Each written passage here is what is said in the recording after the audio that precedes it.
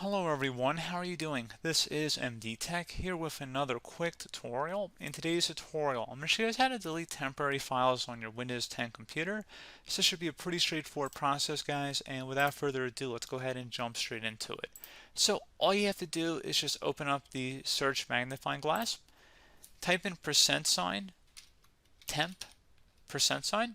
Best result should come back with a file folder with that exact name. Go ahead and open that up. And now just tap the Control A key on your keyboard, so the Control as well as the A key at the same time, to highlight over all the folders listed in here. Right click on them and then select Delete.